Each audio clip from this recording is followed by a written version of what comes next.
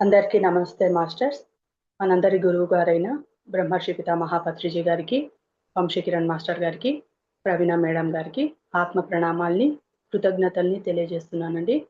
దివ్య మనోప్రకాశం book రచయిత అయిన టార్కం గురువు గారికి కూడా నా ఆత్మ ప్రణామాల్ని తెలియజేసుకుంటున్నాను. దివ్య మనోప్రకాశం నుండి అధ్యాయం 17 యోచనాపరులు మరి శాస్త్రవేత్తలు కంటిన్యూ చేసుకోబోతున్నాం మాస్టర్.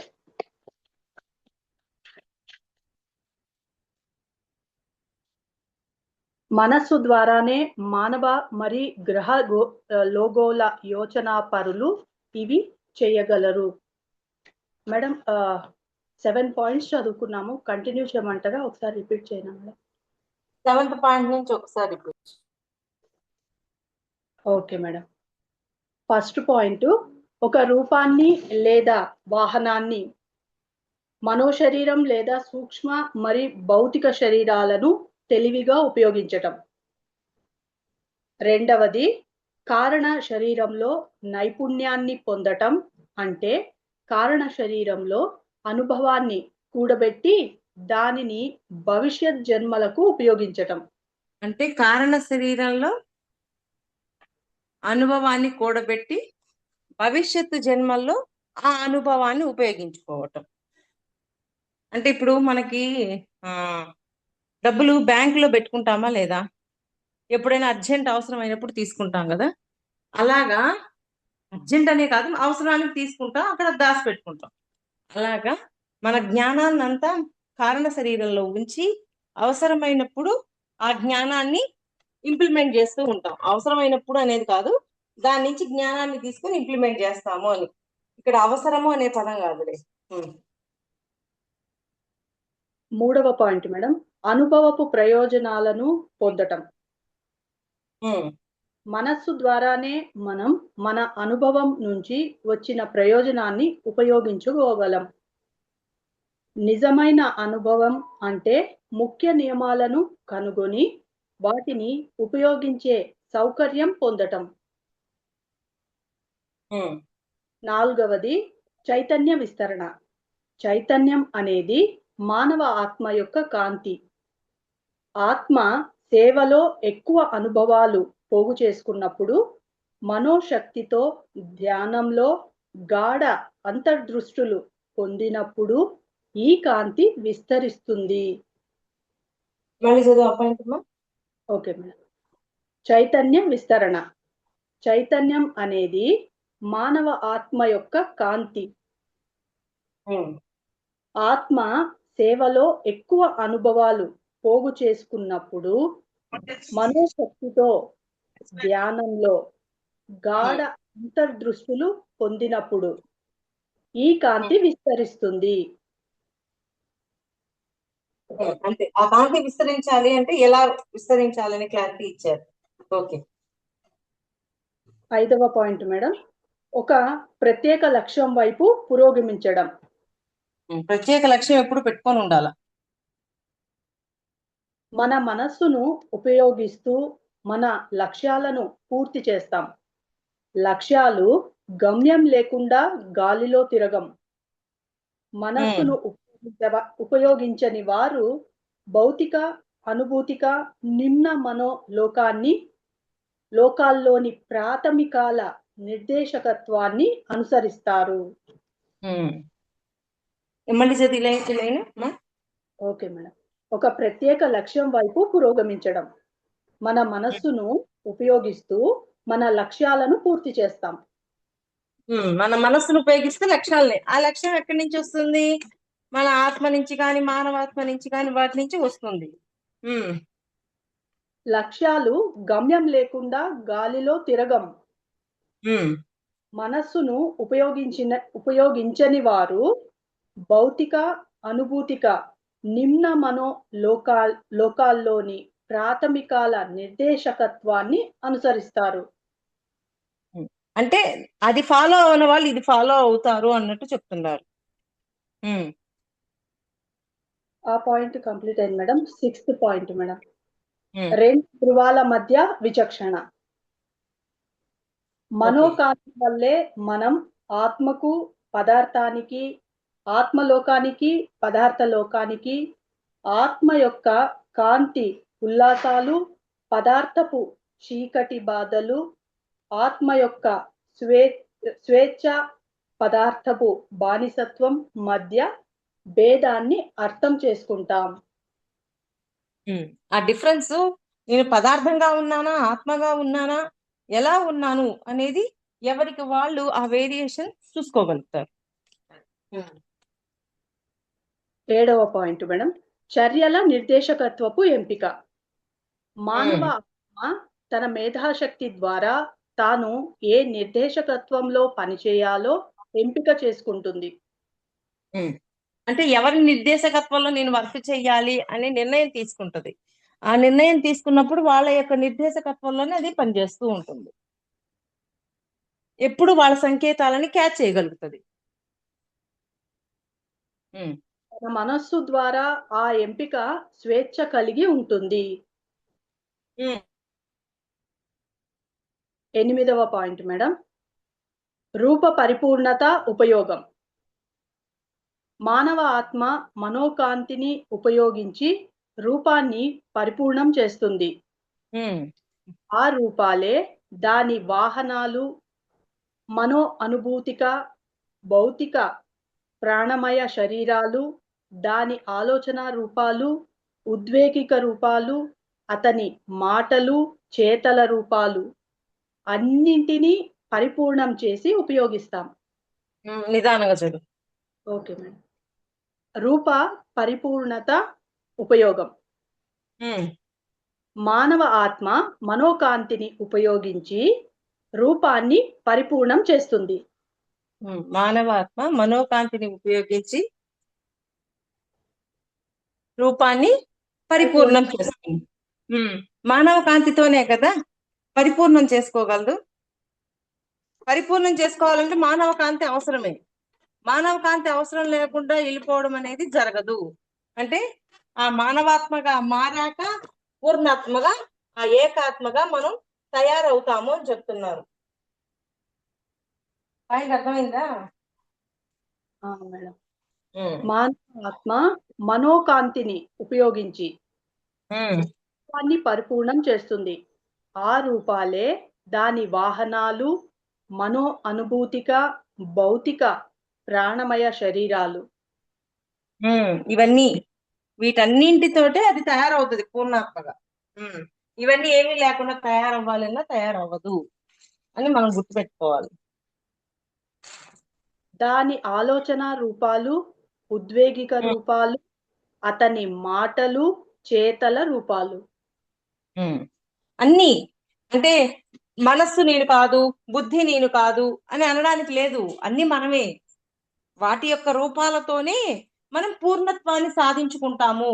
ఇప్పుడు ఫస్ట్ లో మనస్సు ఉండదు, ఏమీ ఉండవు, బుద్ధి. కానీ జన్మల పరంపరలో మనస్సుని మనమే తయారు చేసుకున్నాం, బుద్ధిని మనము తయారు చేసుకున్నాం.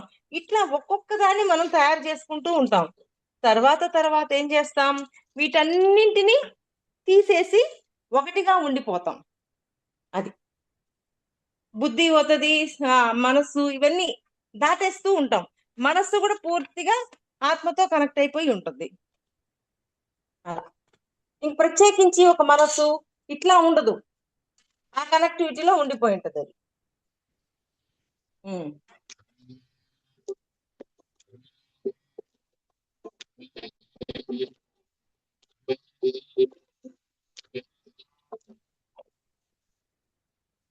అన్నిటినీ పరిపూర్ణం చేసి ఉపయోగిస్తాం. అన్నింటినీ ఉపయోగించుకుని పరిపూర్ణమైపోతాం. పరిపూర్ణమయ్యాక ఇవన్నీ ఉంటాయా? మనస్సు, బుద్ధి ఇవన్నీ ఏముండవు, అన్ని మామూలు అయిపోతాం, ఒకటైపోతాం, ప్రత్యేకించి ఉండదు. 9వ పాయింట్ మేడం, పదార్థంపై అదుపు సాధించి కోరిన మార్గంలోకి మళ్లించటం. అంటే పదార్థం మన అదుపు ఉండాలి, కానీ మన మీద పదార్థం అదుపు ఉండకూడదు. మనం అనుకుంటాం కదా, ఇంద్రియాలని మనం అదుపు చేయాలి, ఇంద్రియాలు మనల్ని అదుపు చేయకూడదు అనుకుంటాం. చూడు, అది పదార్థంపై అదుపు సాధించి కోరిన ఉమ్. మార్గం మళ్లించటం. ఎందుకంటే అంతరావ బోధ. పదార్థం మీద అదుపు ఎందుకు ఉండాలి? ఇప్పుడు గత జన్మల్లో మనము దొంగతనం చేశాం, ఓకే, కానీ ఈ జన్మలో దొంగతనం చెయ్యకూడదు అని తెలుసుకోగలిగాం. అది తెలుసుకున్నప్పుడు మనం దొంగతనం చెయ్యకుండా ఉండాలి అన్నప్పుడు, గతంలో ఉన్న దాన్ని మార్చాలి అన్నప్పుడు, దొంగతనం చెయ్యకూడదు అనే ఈ భావం లోపలికి ఎక్కాలి అంటే దాని మీద అదుపు ఉండాలి మనకి. నేను అన్నాను కదా, ఆత్మ సీనియరు, దేహం జూనియరు. ఒక్కొక్కసారి దేహం సీనియరు, ఆత్మ జూనియర్, అట్లా ఏదైనా ఉండొచ్చు. కానీ అంటే పాత సత్యాన్ని తీసేసి కొత్త సత్యాన్ని పెట్టాలి అన్నప్పుడు మనకి వాటి మీద అదుపు ఉండాలే తప్ప వాటికి మన మీద అదుపు ఉండకూడదు. ఈ పాయింట్ బాగా అర్థం చేసుకోండి. అందుకని గతంలో మాంసాహారం తిన్నారు, లోపల దానికి సంబంధించిన జ్ఞానం ఉంచేసినందువల్ల అదేం చేస్తుంటది, మాంసాహారం తిను, మంచిది, బలము అని చెప్తుంటది. కానీ ఇప్పుడు కొత్తగా మనం ఒక జ్ఞానం తెలుసుకున్నాం. ఏంటది? మాంసాహారం తినకూడదు, అది హింస, శాకాహారమే తినాలి అని మనం చెప్తున్నాం. కానీ ఆ పదార్థము ఎందుకు వినదు? దానికి శాకాహారం కంటే కూడా మాంసాహారం తింటే బలము అన్న అవగాహన ఉంది. అందువల్ల ఆ పదార్థానికి మన మీద అదుపు ఉందనుకోండి, మనం ఎప్పటికీ శాకాహారులం కాము, మాంసాహారమే తింటుంటాం. కానీ మనకి అదుపు ఉందనుకోండి పదార్థం మీద, అప్పుడు అది చెప్పిన దాన్ని బుజ్జగించి బామాల్చి చిన్నపిల్లకి చెప్పినట్టు అయ్యో అలా కాదు, తినకూడదు, కర్మ అవుతుంది, ఇవన్నీ చెప్పి మనం ఆ పదార్థాన్ని మారుస్తాం. అందువల్ల పదార్థానికి వాటికి మన మీద అదుపు ఉండకూడదు, మనకి వాటి మీద అదుపు ఉండాలి. ఎందుకంటే మానవ జన్మలు తీసుకునే కొద్దీ మానవుడుగా ఉన్న మనము పూర్ణాత్మగా తయారవ్వడం కోసం ముందుకే వెళ్తూ ఉంటాం, ఇంకా ఉన్నతంగా తయారవుతూ ఉంటాం. అందుకని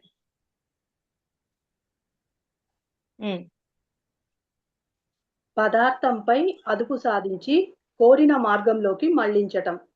అంతరావబోధ ఇంకా 3 విశ్వ ప్రాణాలలోనూ ఉన్న పదార్థాలు సచేతనమై పదార్థాలు మానవ ఆత్మ తన మేధాశక్తితో ఉన్నత తలాలకు పెంపొంది ఈ పదార్థాలను మానవాళి సేవకు ఉపయోగించడం ద్వారా వాటిపై అదుపు సాధిస్తుంది. మళ్ళీ చదువు ఒకసారి. Okay madam. అంతరావబోధ ఇంకా 3 విశ్వ ప్రాణాలలోనూ ఉన్న పదార్థాలు. అంతరావబోధ 3 విశ్వ ప్రాణాలున్న పదార్థంలో సచేతనమైన పదార్థాలు మానవ ఆత్మ తన మేధాశక్తితో ఉన్నత తలాలకు పెంపొంది ఈ పదార్థాలను మానవాళి సేవకు ఉపయోగించడం ద్వారా వాటిపై సాధిస్తుంది. అంతే. 10వ పాయింట్ మేడం. పదార్థపు భిన్న స్థాయిలను సమన్వయపరచి కూర్చటం. పదార్థపు భిన్న స్థాయిలను సమన్వయపరచి కూర్చటం. అంటే వాటిని సమన్వయపరచాల్సింది డ్యూటీ ఎవరిదే? మనదే. ఇప్పుడు మాంసాహారం గొప్ప అంటే, శాకాహారం గొప్ప అంటే అని మన లోపలే సంఘర్షణ జరుగుతూ ఉంటది, ఎక్కడో జరగదు. దాన్ని మనం సమన్వయపరచాలి. లేదు ఇదే మంచిది, శాకాహారమే మంచిది అని మనం సమన్వయపరుచుకుంటూ వెళ్ళాలి. ఆ పని మనకే ఉంటుంది. మనం బుజ్జగించి బామాలి చెప్తూ ఉండాల, అయ్యో దీనివల్ల ఇది వస్తుంది అని. ఆ పని అంతా ఎవరు చేయాలి? మనమే చేయాలి. పదార్థపు భిన్న స్థాయిలను సమన్వయపరిచి కూర్చటం. భిన్న స్థాయి పదార్థాలను సమన్వయం చేసి ఉపయోగించిన రూపాలన్నీ ఒకే చర్యగా మారి ఒకే కాలంలో ఆత్మ వ్యక్తీకరణగా మార్చేటట్లు కూర్చటం. అంటే పదార్థం ఏమైంది? ఇప్పుడు ఆత్మగా మారింది. ఒక ఆత్మగా మరి ఆ పదార్థంగా ఉన్నది ఇవన్నీ చేర్చే కొద్దీ ఆత్మగా తయారవుతుంది. ఈ పాయింట్ బాగా అర్థం చేసుకోండి మాస్టర్స్. పదార్థంగా ఉన్నది ఇవన్నీ కూర్చడం ద్వారా ఆత్మగా మారింది. ఏది సరి అయినది, ఏది సరికానిది, ఇవన్నీ కూరుస్తూ ఉన్నాం, అప్పుడు ఆత్మగా మారింది. అది ఉదాహరణకు ఒక విమానంలో లేదా టెలివిజన్లో భాగాలన్నీ ఒకేసారి పనిచేసి మన సంకల్పాన్ని వ్యక్తీకరిస్తూ ఉండటం. మళ్ళీ అంటే చదువుతాను మేడం. ఎప్పటికప్పుడు సంకల్పాలని వ్యక్తీకరిస్తూ ఉండాలి, మనం చెప్పుకుంటూ ఉండాలి. మళ్ళీ చెప్పు. Okay madam. పదార్థపు భిన్న స్థాయిలను సమన్వయపరిచి కూర్చటం. భిన్న స్థాయిల పదార్థాలను సమన్వయం చేసి ఉపయోగించిన రూపాలన్నీ ఒకే చర్యగా మారి ఒకే కాలంలో ఆత్మ వ్యక్తీకరణగా మారేటట్లు కూర్చడం. అంటే అవన్నీ ఆత్మగా తయారయ్యే విధంగా వాటన్నిటిని కూర్చుకోవాల్సిన డ్యూటీ ఎవరిది? మనదే. అంటే పదార్థం ఆత్మగా మారాలి అంటే వాటిలో కొన్ని చేర్చినప్పుడు అది ఆత్మగా మారుతుంది. ఇప్పుడు మనం ఒక పాయసం చెయ్యాలనుకున్నాం, ఓకే? పాయసం చెయ్యాలి అనుకునేటప్పుడు ఫస్ట్ ఏమేం చెయ్యాలి, పదార్థాలన్నీ తీసి పెట్టాం, ఏమేమి అవసరమో ఇంగ్రీడియంట్స్ అని తీసి పెట్టాం. తీసిపెట్టి దాన్ని చేసేటప్పుడు ఫైనల్ గా వచ్చేది మనం తినగలుగుతాం. అలాగా ఏమేం చేర్చాలో అవన్నీ చేర్చిన తర్వాత అది ఆత్మ అవుతుందే తప్ప ముందే ఆత్మగా ఏమీ మారదు. ఒక పదార్థంగా ఉన్నది ఇలా తయారవుతుంది, ఎలా తయారవుతుంది ఆత్మగా అని మనకు క్లారిటీ ఇస్తున్నారు ఆయన. మీరు అనుకోగానే ఎవ్వండి మనం ఆత్మలం ఆత్మలం అనుకుంటే సరిపోదు, దాంట్లో చేర్చాల్సినవన్నీ చేర్చినప్పుడు అది ఆత్మగా మారుతుంది అని చెప్తున్నారు. పాయింట్ అర్థమైందా? అర్థమైంది మేడం. అంటే మనం అనుకుంటాం నేనాత్మని నేనాత్మని నేనాత్మని అని చెప్పుకోవాలని, కానీ నేను ఆత్మని అని చెప్పుకోవడం ద్వారా ఆత్మగా జీవించడానికి కావలసిన సోర్సెస్ అంటే సోర్స్ ని తయారు చేసుకోవడానికి అయిందే తప్ప అయిపోలేదు. చెప్పుకోవడానికి అయిపోవాలా, దాంట్లో ఏమేం చేర్చాలో అది చేర్చిన తర్వాత అది ఆత్మగా మారింది అని చెప్తున్నారు ఆయన. ఉదాహరణకు ఒక విమానంలో లేదా టెలివిజన్లో భాగాలన్నీ ఒకేసారి పనిచేసి మన సంకల్పాన్ని వ్యక్తీకరిస్తూ ఉండటం. ఒక పదార్థం ఏంటమ్మా ఒకసారి? ఉదాహరణకు ఒక విమానంలో లేదా టెలివిజన్లో భాగాలన్నీ ఒకేసారి పనిచేసి మన సంకల్పాన్ని వ్యక్తీకరిస్తూ ఉండటం. అంటే ఇవన్నీ పని చేస్తేనే కదా సంకల్పం పనిచేసేది, ఊరికి అనుకుంటే సరిపోదు. మన చైతన్యం ఉన్నత మనోతలాన్ని చేరే కొద్దీ మనం ఎక్కువ శక్తిని పొందుతూ దానిని ప్రణాళికకు, జీవిత లక్ష్యానికి, సహకారంతో ఉండటానికి వాడతాం. మళ్ళీ చెప్పు. ధ్యానం 2 లైన్స్ ఉంది, కంప్లీట్ చేస్తాను మేడం. కంప్లీట్ చేసి మళ్ళీ చెప్పు. Okay madam. ధ్యానం సేవల ద్వారా అది సాధ్యం. శాస్త్రీయ పరిశోధనల ద్వారా పెంపొందిన మనస్సు వ్యక్తిగత ఆనందాలకు లేదా ఇతరులపై విజయానికి ఉపయోగిస్తారు. మన చైతన్యం ఉన్నత మనోతలాన్ని చేరే కొద్దీ మనం ఎక్కువ శక్తిని పొందుతూ దానిని ప్రణాళికకు, జీవిత లక్ష్యానికి, సహకారంతో ఉండటానికి వాడతాం. ధ్యానం సేవల ద్వారా అది సాధ్యం. ధ్యానం సేవల ద్వారా అది సాధ్యం. ఇప్పుడు చదువు మళ్ళీ ఫస్ట్ నుంచి. మన చైతన్యం ఉన్నత మనోతలాన్ని చేరే కొద్దీ మనం ఎక్కువ శక్తిని పొందుతూ దానిని ప్రణాళికకు, జీవిత లక్ష్యానికి, సహకారంతో ఉండటానికి వాడతాం. ధ్యాన సేవల ద్వారా అది సాధ్యం. శాస్త్రీయ పరిశోధనల ద్వారా మేడం శాస్త్రీయ పరిశోధనల ద్వారా పెంపొందిన మనస్సు వ్యక్తిగత ఆనందాలకు లేదా ఇతరులపై విజయానికి ఉపయోగిస్తారు. శాస్త్రీయ పరిశోధనల ద్వారా వచ్చిన ఆనందం వ్యక్తిగతంగా కానీ ఇతరులపై విజయానికి ఉపయోగిస్తాం. అంటే శాస్త్రీయంగా అలా చేస్తే ఇలా వస్తుంది, ఇలా చేస్తే అలా వస్తుంది అని ఒక శాస్త్రీయంగా మనం అన్ని తెలుసుకున్నాం. ఈ ప్రయోగం చేస్తే ఈ ప్రయోగం యొక్క రిజల్ట్ ఇలా ఉంటది, ఈ ప్రయోగం చేస్తే ఈ ప్రయోగం యొక్క రిజల్ట్ ఒక విధంగా ఉంటుంది. ఇది శాస్త్రీయంగా ఏదైతే తెలుసుకున్నామో దాన్ని మన మీద కానీ ఎదుటి వారి మీద కానీ ప్రయోగం చేస్తాం. అంతే కదా, కొన్ని తెలుసుకుంటున్నావా, ఇది చేస్తే ఈ ఆయుర్వేదంలో ఇది తిన్నందువల్ల లోపల ఈ ప్రాబ్లం క్యూర్ అవుతుంది అని తెలుసుకున్నారు. వాళ్ళు తెలుసుకున్నది వాళ్ళ మీద ప్రయోగం చేస్తున్నారు, ఎదుటి వారి మీద కూడా ప్రయోగం చేస్తున్నారు. అది ధ్యానం సేవల కర్తవ్యం వేరే ఉంటుంది. ధ్యానం సేవల కర్తవ్యం వేరే ఉంటుంది.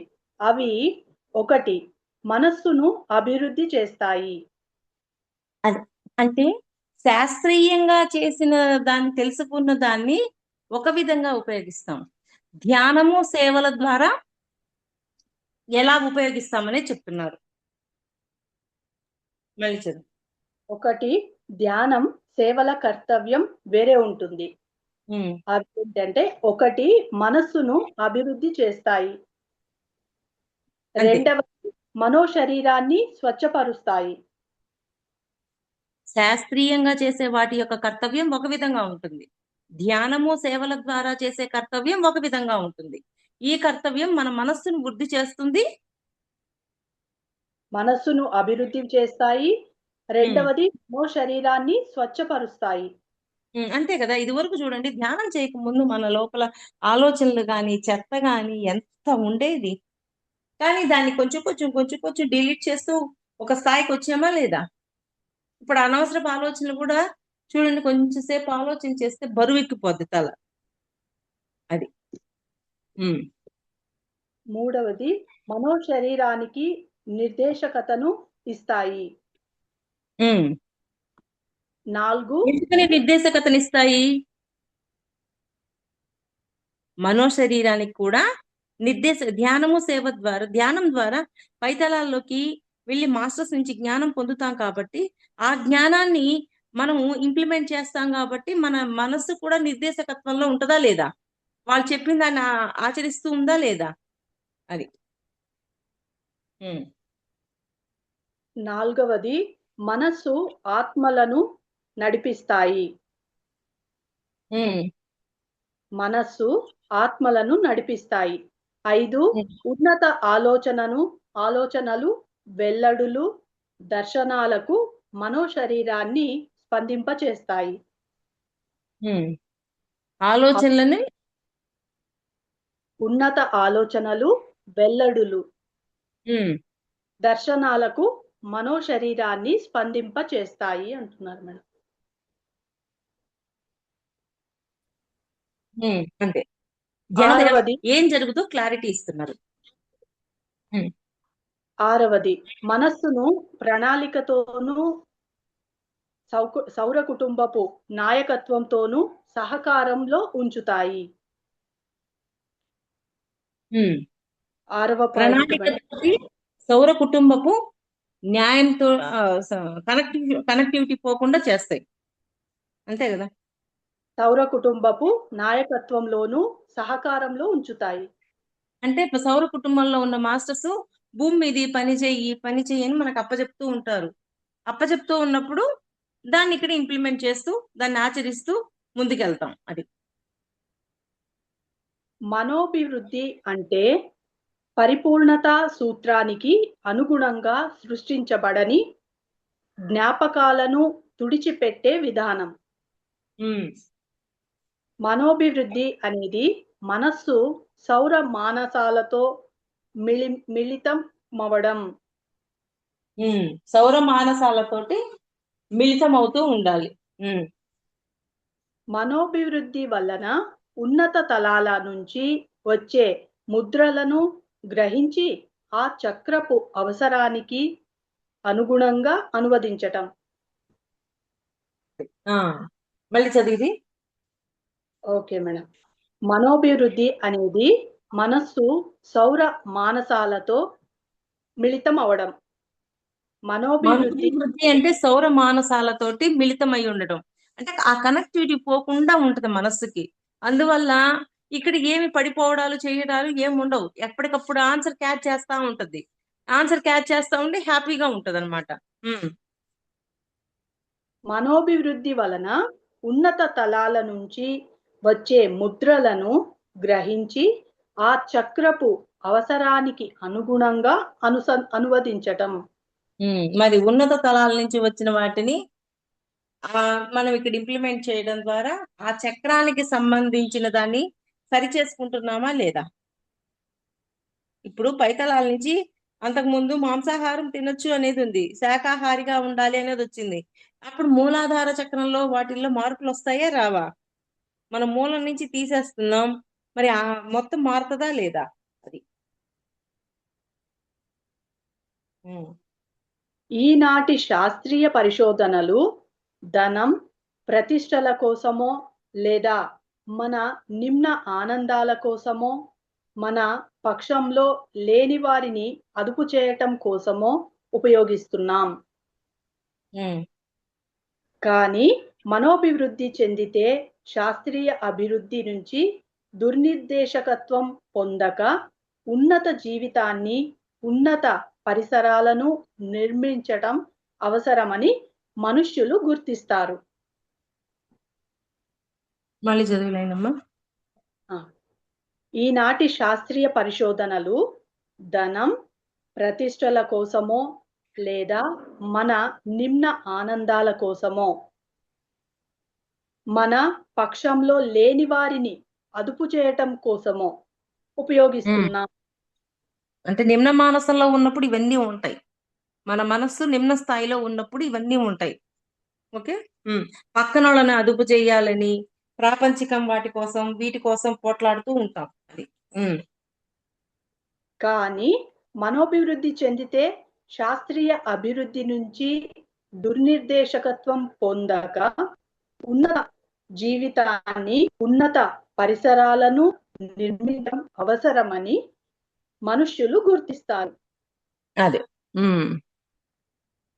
ప్రస్తుత కాలంలో శాస్త్రవేత్తలలో అనేక మంది గ్రహ మానసంతో సంబంధంలో లేరు, కానీ యోచనాపరులు ఉన్నారు. యోచనాపరులకు బాధ్యతాయుత తత్వం ఉంటుంది. వారికి విశ్వపు ఐక్యత గురించి తెలుసు.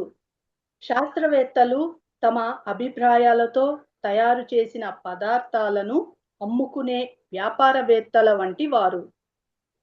రెండింటికి డిఫరెన్స్ చెప్తున్నారు. యోచనాపరులు ఎలా ఉంటారో శాస్త్రవేత్తలు ఎలా ఉంటారు. యోచనాపరులు ఎలా ఉంటారు? యోచనాపరులకు బాధ్యతాయుత తత్వం ఉంటుంది.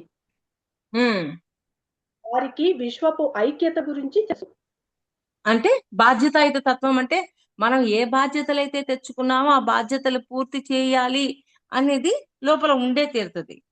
మామూలు వాళ్ళకి అంటే శాస్త్రవేత్తలుగా ఉన్న వాళ్ళకి ఆ పదార్థాన్ని ఎలా ఉపయోగించాలి వీటి మీదే ఉంటది అవగాహన.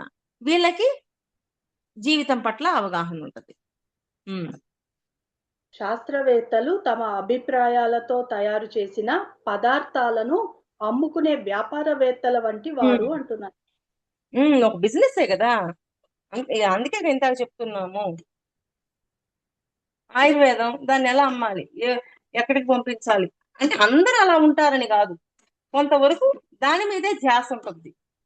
కానీ యోచనాపరులకు మాత్రం బాధ్యత పూర్తి చేయాలి అంటే దేశం యొక్క బాధ్యత అయినా తీసుకోవచ్చు, ప్రపంచ బాధ్యత అయినా తీసుకోవచ్చు, మా గ్రహం యొక్క బాధ్యత అయినా తీసుకోవచ్చు. బాధ్యతగా తీసుకుంటూ దాన్ని ముందుకు తీసుకొని వెళ్తారు యోచనాపరులు.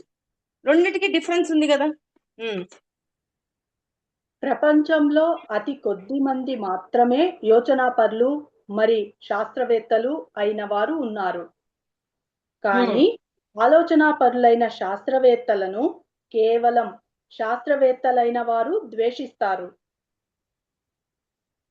ఈ యోచనాపరులైన శాస్త్రవేత్తలు తయారు చేసేవి జీవితపు కొనసాగింపుకి, పర్యావరణ పరిరక్షణకు ఉపయోగపడుతూ ప్రకృతితో ఐక్యతలో ఉంటాయి. అంటే ఇక్కడ వరకు ఏం చెయ్యాలి, ఏం సాధించాలి, ప్రకృతిని ఎలా కాపాడుకోవాలి, వీటికి సంబంధించిందే ఉంటుంది ఎవరి పట్ల, శాస్త్రవేత్తల పట్ల. వారి శ్రమ ప్రకృతి శ్రమకు కొనసాగింపు కాగా, శాస్త్రవేత్తల ఉత్పత్తులు ప్రకృతిని దోపిడీ చేయడం. మరి ఇవన్నీ మాట్లాడుకుంటూ ప్రకృతి దోపిడీ చేసినట్టే కదా. అంటే యోచనా పరులు ఏం చేస్తారు? నా ఆలోచన విధానాల వల్లే, నా ప్రవర్తన వల్లే నాకు ఇవన్నీ వచ్చినాయి, అందువల్ల నా ప్రవర్తనని, నా ఆలోచనలని మార్చుకుంటే ఈ ఆరోగ్యం కుదుట పడుద్ది అని అనుకుంటారు యోచనాపరులు. ఆయుర్వేదము అంటే ఆయుర్వేదం అని కాదు, శాస్త్రవేత్తలు వీళ్ళు ఎలా ఉంటారు? వాళ్ళు చేసిన ఆ పదార్థంని బట్టే మారుతుంది, అదంతా ఎక్కడి నుంచి వచ్చింది?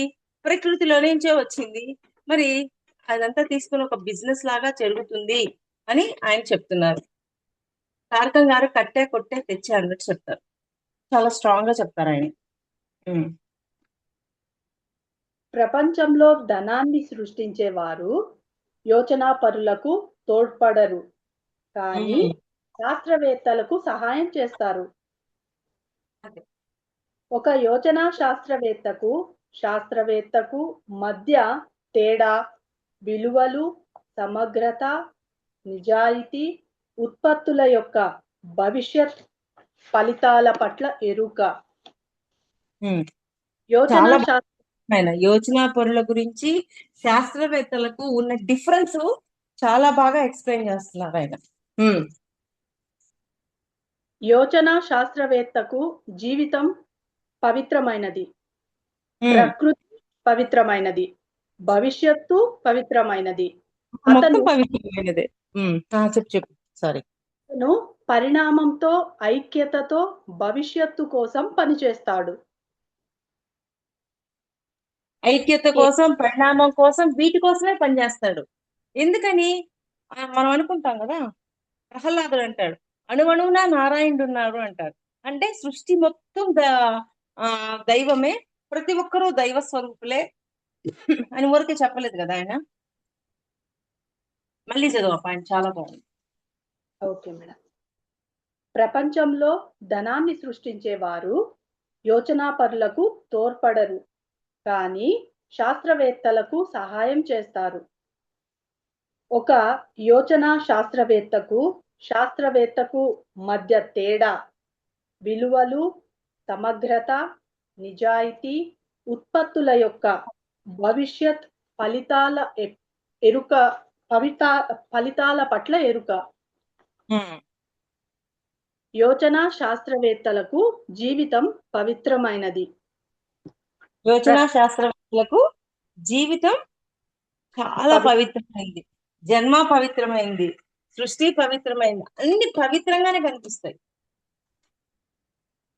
అందుకే అంతా దైవమై ఉంది అన్నప్పుడు మొత్తం పవిత్రంగానే కానొస్తుంది. అందరినీ గౌరవించాలనిపిస్తుంది, అందరితో ప్రేమగా ఉండాలనిపిస్తుంది, అన్ని అనిపిస్తూ ఉంటాయి. చెప్పు. ప్రకృతి పవిత్రమైనది, భవిష్యత్తు పవిత్రమైనది.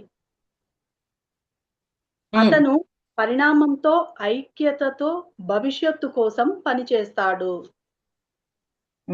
అంతే. కేవలం శాస్త్రవేత్తకు ప్రకృతి తమ జీవితం, భవిష్యత్తుల ఆవుల వంటివి. కేవలం ఒక్కటే ముఖ్యం అన్నట్టుంటది శాస్త్రవేత్తలకు. యోచనాపరులకు అన్ని పవిత్రమైనవే అనిపిస్తూ ఉంటాయి. అంతే కదా? అవును మేడం. అతను ధనం కోసమో లేక తన ఆస్తుల కోసమో ఆ పాలు పిండుకుంటూ ఉంటాడు. ప్రకృతి శాస్త్రవేత్తలు కదా. అవును, కేవలం శాస్త్రవేత్తలకు ప్రకృతి తమ జీవితం, భవిష్యత్తు ఇలా ఆవుల వంటివి అంటున్నారు మేడం. ఆ, భవిష్యత్తులు ఆవుల వంటివి. అతను ధనం కోసమో లేక తన ఆసక్తుల కోసమో ఆ పాలు పిండుకుంటూ ఉంటాడు. ఉమ్. అంటే ప్ర- ఫ్యూచర్ కోసం కావాలని ఆవుల వంటివి అంటే ఆవు నుంచి పాలు ఎప్పుడు పిండుకుంటూ ఉండొచ్చు అనే కోణంలో ఆలోచిస్తుంటారు. అది. ఉమ్. ప్రకృతి నియమాలు స్వలాభం స్వలాభం కోసమే ఉంటాము అని కొంచెం. ఉమ్. ప్రకృతి నియమాలకు రెండు రకాల ఉపయోగాలు ఉన్నాయి. ఉమ్. ఒకటి, ప్రకృతి తన పరిణామ పథంలో ముందుకు వెళ్ళడానికి తోడ్పడే నియమాలు.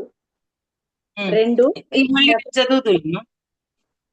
ఈ 2 పాయింట్స్ చాప్టర్ కంప్లీట్ అయిపోయింది మేడం. టూ ఓకే, చదువు. 2 లైన్సే ఉమ్. ఉన్నాయి మేడం. ఉమ్. ప్రకృతి నియమాలకు రెండు రకాల ఉపయోగాలు ఉన్నాయి. ఉమ్. ఒకటి, ప్రకృతి తన పరిణామ పథంలో ముందుకు వెళ్ళడానికి తోడ్పడే నియమాలు. ఉమ్. రెండవది, ప్రకృతి పరిణామ పథంలో ముందుకు సాగటాన్ని నిరోధించే నియమాలు. ఇవి ప్రకృతిని తారుమారు చేస్తాయి. అది నియమాన్ని అతిక్రమించడం, తద్వారా ప్రపంచంలో ఉత్పాతాలు సంభవిస్తాయి. ఉమ్. ఓకే. ఇంతటితో ప్రకృతిని చాప్టర్. ముందుకు తీసుకువెళ్ళేవి, ప్రకృతిని నిరోధించేవి రెండు రకాలు ఉంటాయి. మళ్ళీ చదువు ఒకసారి ఓకే మేడం. నిదానంగా. ఉమ్. ప్రకృతి నియమాలకు రెండు రకాల ఉపయోగాలు ఉన్నాయి. ఉమ్. ఒకటి, ప్రకృతి తన పరిణామ పథంలో ముందుకు వెళ్ళడానికి తోడ్పడే నియమాలు. కొంతమంది అంటే ప్రకృతిని ఇంకా ఇంకా ఇంకా కాపాడుకోవాలి అనే ప్రయత్నం చేసే వాళ్ళు ఈ కోవకు వస్తారు. ఉమ్. రెండవది, ప్రకృతి పరిణామ పథంలో ముందుకు సాగటాన్ని నిరోధించే నియమాలు. అంటే ప్రకృతిని అంటే పరిణామం జరగనీయకుండా నిరోధించే వాళ్ళు కొంతమంది. ఇప్పుడు బాంబ్ బ్లాస్టులు ఇవన్నీ చేసినప్పుడు ఏమవుతుంది? ప్రకృతి పరిణామంలోకి వెళ్తుందా? వెళ్ళదు కదా. కానీ రోజు వృక్షాలకి, జంతువులకి అన్నిటికీ కావలసిన అన్ని ఇస్తూ ఇస్తూ ఉన్నప్పుడు అది పరిణామంలోకి వెళ్తుందా వెళ్ళదా ప్రకృతి? అంటే దాని ప్రకృతిని మనం పరిణామం వైపు తీసుకెళ్తున్నామా, మరి పరిణామాన్ని నిరోధించే విధంగా ఉంటుందా మన ప్రవర్తన అనేది మనం ఎప్పుడూ గమనించుకోవాలి అని చెప్తున్నారు. ఉమ్. ఇవి ప్రకృతిని తారుమారు చేస్తాయి. అది అంతే. నియమాన్ని అతిక్రమించడం, ఉమ్. తద్వారా ప్రపంచంలో ఉత్పాతాలు సంభవిస్తాయి. అంతే. ఇంతటితో ఈ చాప్టర్ కంప్లీట్ అయింది మేడం.